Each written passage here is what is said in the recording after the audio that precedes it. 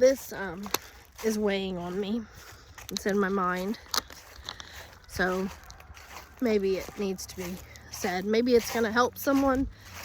Anyway, story time. A few years ago, I'm 35. I was probably 32, 33. I don't know. I was at a pool. Public pool. Just with my family. And I happened to see an old friend and coworker there with her about the same age as my kid, so probably 2, 3, 4-year-old. I don't know how old she was because I don't know exactly how long ago it was.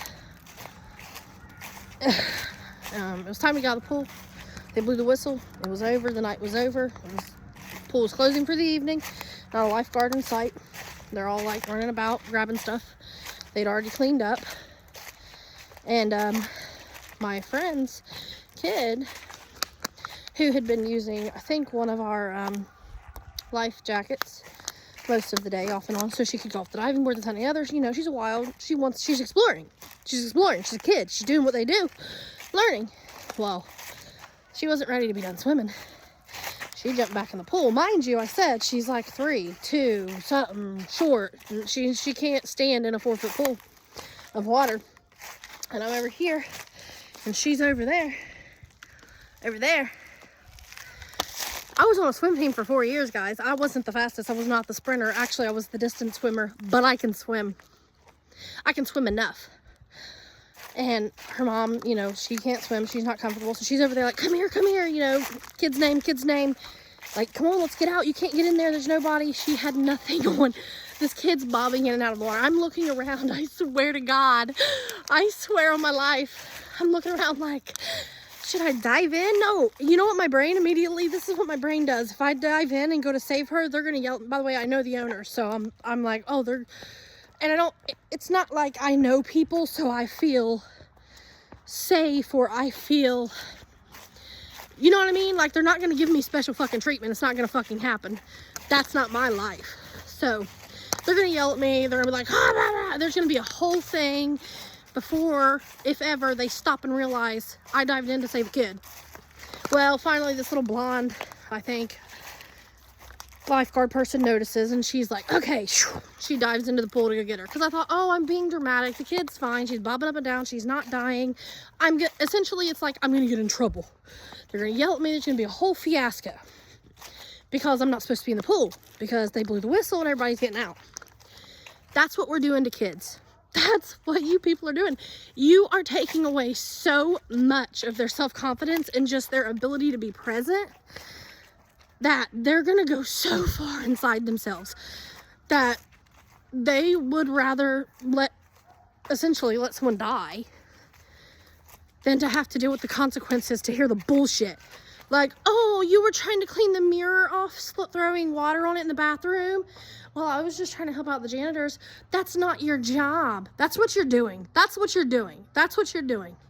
You are literally stripping. Children are supposed to be a little wild. I'm not saying they don't need discipline. Not the same as punishment. Google it. Take a parenting class. I did. You can too. It isn't that hard. Anyone will send you to one. You can get it online. You can buy books. You can go to a library. You're killing people every day. You are killing the soul, the spirit, the person who is supposed to be out here shining, helping. I mean, that's a real story. That is a true story. I just watched a kid almost, she could have drowned, but like I said, I'm just in my head too much. I'm like, oh no, it's fine.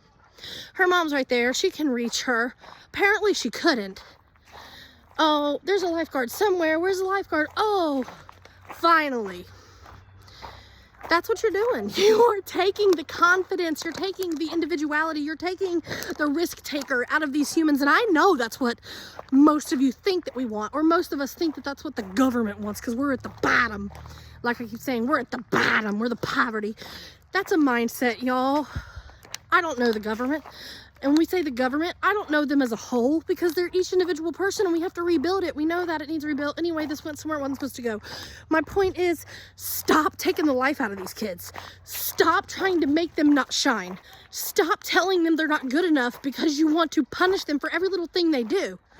The whole time I was walking, and even now you can hear the gravel under my feet. Is that frustrating you? Do you hate it? Do you want it to go away because you can't stand the constant sound of, or even a popper or a fidget? Like, you can't stand it? Ugh. You're the problem. You need to learn to focus.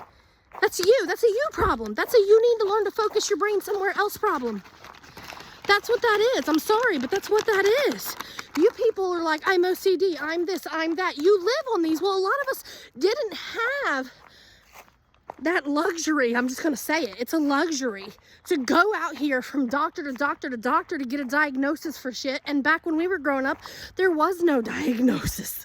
99.9% of that. We don't get to have excuses. We had to suppress everything. And that's what you're trying to do to these kids, because you are grown children. There are grown children out here raising the future society, the next generation. That's going to trickle down to the next generation and the next and the next. And I'm not just talking about the biological parents or the parents or even the family. I'm talking about the authorities, the schools, the churches, whatever, wherever you let your kids go, or force them to go rather, because it's way too easy nowadays to homeschool. So you've got no real excuse. But you're so busy like, oh, I can't stand this, I can't stand that. That's so annoying. That's life. Life is messy. Footprints on walls, dirty hands on bars, squeaky shoes. It sucks. And it is overstimulating as crap. But honey, that's life. And this is also a warning. Don't have kids. And I'm not saying it from a bitter place. I'm so serious. It is real. If you already are a person who, I can't stand this, I can't stand that, I don't want this, I don't like that, and the whole world revolves around you, you have to be comfortable 99.9% of the time, honey. Do not procreate, because number one, your kid's likely going to be the same way, and probably the opposite, because they're going to be the other parent, which you're like, I'm so in love with you. Then you get to know each other and you hate all of these things about each other. I'm so serious. Like, do your research. Spend a bunch of time in a whole lot of really uncomfortable places before you decide to try to think that you're gonna procreate, copulate, coitus, whatever, and make a child. Don't do it. And just stop. Like, get a medication, get a therapist, go for walks, because honestly, it's the best thing I've discovered in my life. It's not that it's the walk. I think that it's the release of the energy, especially a lot of pent up and negative. And it's a vicious, constant cycle that just, it's over and over and over and over, circling the drain kind of deal. Whatever the hell that song's supposed to mean. God. But it is. I mean, it's every day, which we made up, and that's a whole nother situation. But yeah. Like, you're making kids suppress themselves so deeply that they're going to just stand there and watch someone die because you told them too many times. Don't speak out of turn. Don't get out of the line.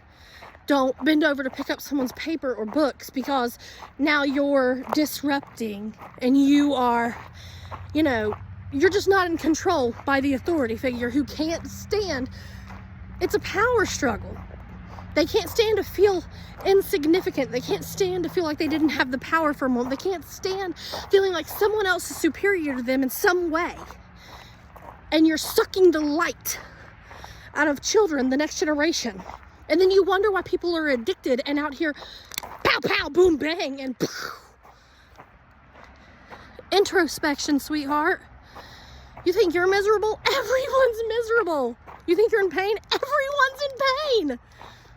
To quote the one and the only Buffy the Vampire Slayer. You're all hung up about everybody else. This isn't verbatim. I'm throwing this part in there.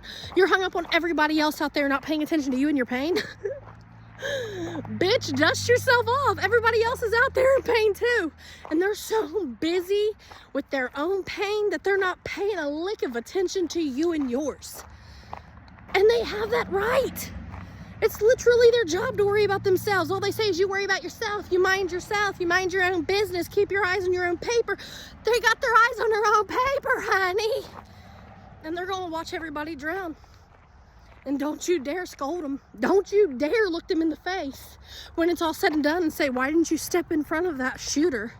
Why didn't you save that kid out of the street? Why didn't you just wipe that off of the wall with some soap and a washcloth or a paper towel, which you can't find in a bathroom anyway, so you got to go grab the toilet paper off the roll. It's just gonna melt in your fucking hand. But you can't do it. You can't hold them responsible for all this shit outside of themselves. Expect them to know better and be better than you of whatever age. You yourself aren't. You don't even hold yourself to that accountability.